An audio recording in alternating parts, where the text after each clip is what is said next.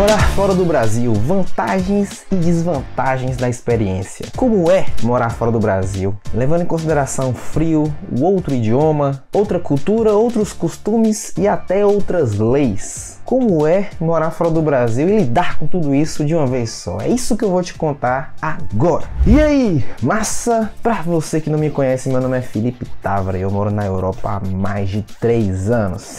Meus amigos, passo rápido. E pra chegar até aqui, eu só suei muito. Eu morava no Brasil, eu sou da Bahia, para quem não me conhece, sou de Vitória da Conquista, Bahia. E lá eu fazia minha faculdadezinha de engenharia e do nada, que não foi do nada, eu resolvi mudar de país e alcançar os meus sonhos e até a minha liberdade geográfica e financeira, coisa que eu não imaginaria que faria na Europa, em outro país, em outro continente, né? Queria também inicialmente aqui deixar um convite para você, se você quiser saber dessa saga inteira que eu fiz, quais foram as estratégias que eu usei para sair do Brasil para morar na Europa, eu vou contar para você gratuitamente no evento que eu farei. E para você participar, basta você se inscrever no link que eu vou deixar aqui na descrição, beleza? Então, se você quiser saber aí como que eu fiz esse rolê, só se inscrever lá e é nóis. Morar fora do Brasil é um desafio que muitas pessoas são curiosas e muitas delas também têm a coragem de fazer, de encarar. E é por isso, exatamente por isso, que eu estou aqui para te contar como que está sendo, né? Porque eu moro na Europa ainda, e como que foi no meu passado, quando eu cheguei aqui e durante, como que está sendo a minha experiência. Eu vou contar para você, vou te dar algumas dicas práticas para você tentar não cometer os mesmos erros que eu, né? Bom, eu vou colocar primeiramente algumas vantagens e desvantagens aqui, mas vou fazer algumas pontuações. Se você nunca pesquisou sobre isso, eu vou te colocar alguns pontos para te convidar a pensar um pouco comigo aqui. Vamos lá. Primeiro ponto é a cultura e os costumes. Morar em outro país significa você estar imerso em um continente, em um mar de novas oportunidades, de tudo diferente. Vai ser absolutamente tudo diferente, né? Uma ou outra coisa parecida, mas no geral vão ser coisas totalmente diferentes da qual você está acostumado. Tradições, costumes e até valores totalmente diferentes do seu, que você está acostumado a lidar, que você está acostumado a viver, certo? E isso pode ser uma oportunidade para você, pode ser algo muito ruim, pode ser que você odeie, mas pode ser uma oportunidade para você conhecer, para você aprender, para você usar a seu favor, para você aprender coisas novas, para você usar isso para ser um profissional melhor, para ser uma pessoa melhor.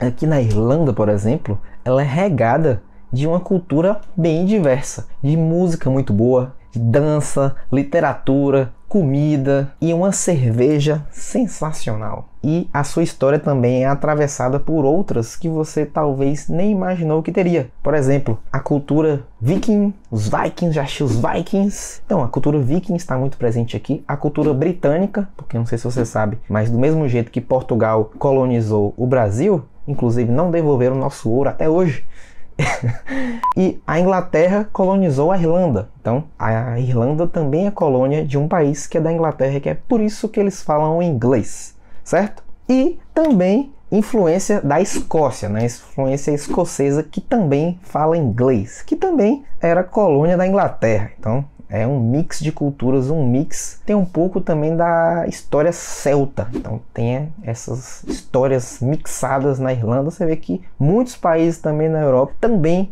tem essa derivação de culturas diferentes que você pode ter dentro de um país só. Olha que beleza. Assim como é o Brasil, né? Se você for parar para pensar, o Brasil tem derivação da cultura de Portugal, porque foi colonizado por Portugal. Tem a derivação da cultura indígena, porque eram os indígenas que estavam lá. Tem a derivação pessoal mais do sul. Tem a derivação da cultura da Alemanha, enfim. É um mix de culturas também, não é nada diferente do Brasil. Então é um ponto para você pensar, beleza?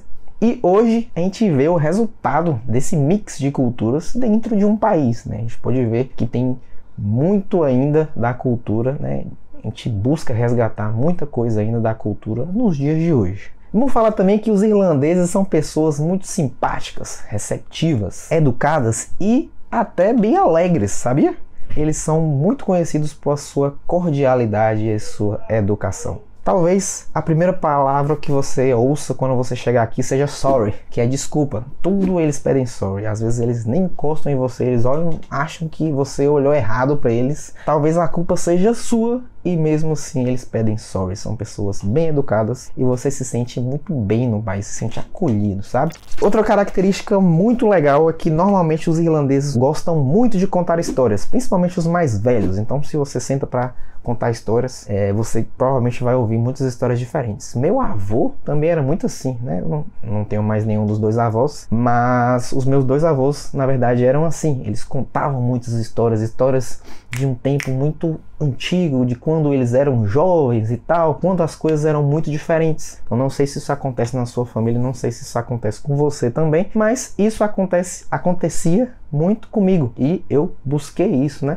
Eu às vezes tento trazer isso também um pouco para minha vida, tento trazer um pouco isso para minha rotina e vejo isso muito aqui na Irlanda também, vejo isso nos outros países que eu tive a oportunidade de conhecer e até morar também. E lembrando também que os irlandeses são bem prestativos e dispostos a te ajudar a seja lá qual for a sua dificuldade, né? Se você chegar para, por exemplo, perguntar alguma coisa na rua, talvez o cara até te leve lá, tão disposto o cara vai estar, te mostra no mapa. Então já tive algumas experiências assim com irlandeses que são bem dispostos e educados, eles realmente querem resolver o seu problema, beleza? E um fator muito legal também, que esse para mim é de longe, é talvez um dos mais importantes, é que se você vier para a Irlanda ou para outros países, eles são bem calmos, né? Por exemplo, a Irlanda especificamente, eu posso falar mais com propriedade, porque eu moro há mais tempo aqui. Os irlandeses em geral, eles são bem calmos. Se você, por exemplo, não souber o inglês, se seu inglês for muito ruim, você tentar se comunicar, você tentar falar, às vezes eles até te ajudam a buscar palavras, às vezes tem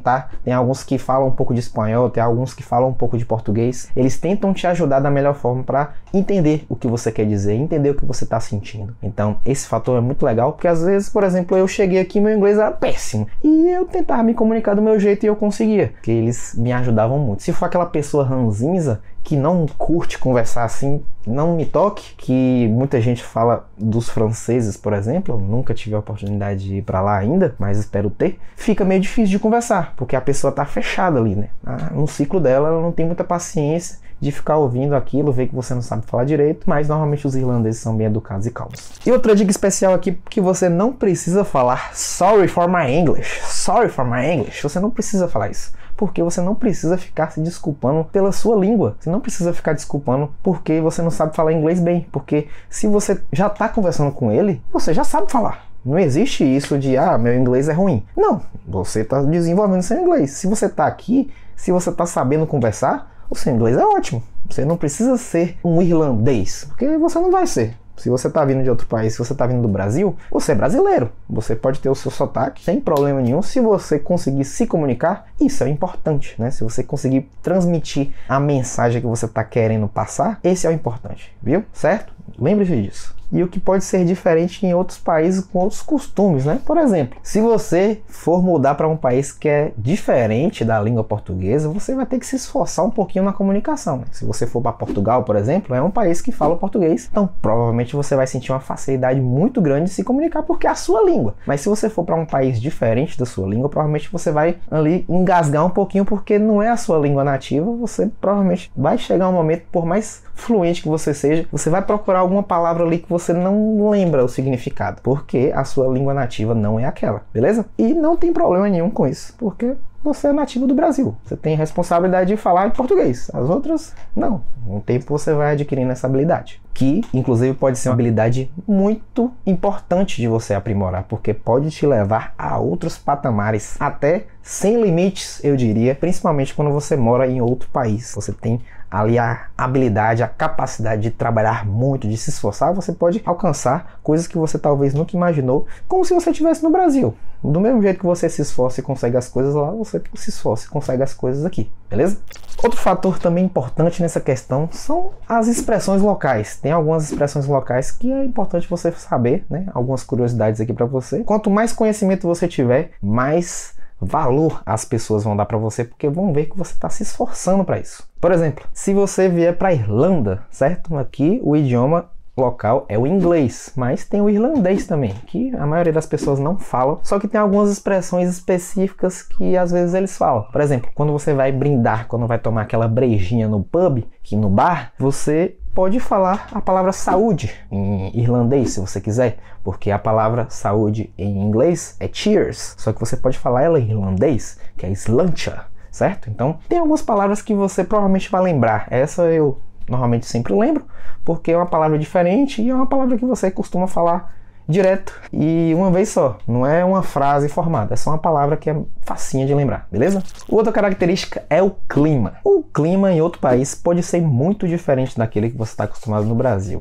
Meus amigos, se acostume, também depende de onde você mora no Brasil, mas normalmente você pode sentir aquele baque quando você muda de país. Por exemplo, eu sou da Bahia, eu senti um baque quando mudei para a Europa, porque na Europa é muito mais frio. Por exemplo, no Brasil, eu sou da Bahia, é muito difícil lá fazer, por exemplo, 15 graus, é muito difícil. E aqui 15 graus eu tô super feliz. Então, para você ver a discrepância do clima. E também posso falar do nublado, né? Às vezes, quando, por mais quente, entre aspas, que esteja, o tempo tá nublado. Então é um tempo cinza, não parece que tá a temperatura que tá fazendo, entendeu?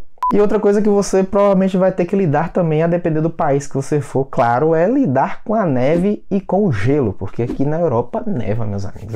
Provavelmente vai ser a primeira vez que você vai ver neve na vida. Eu, por exemplo, nunca tinha visto neve e comecei a ver aqui na Europa. Outro fator é o sistema político e legal. E é bom colocar também que as leis e os sistemas políticos, eles podem variar muito de país para país. Por mais que a Europa seja um continente muito pequeno, que os países sejam todos coladinhos, tem muitas diferenças de leis e de sistemas políticos, então é muito importante você dar uma estudada boa nisso antes de você escolher o seu país, antes de você ir para o seu país, para você não correr nenhum risco, assim, evitar correr riscos e evitar problemas. Imagina você cometer algum crime que você não sabia. Absurdo, né? Sim.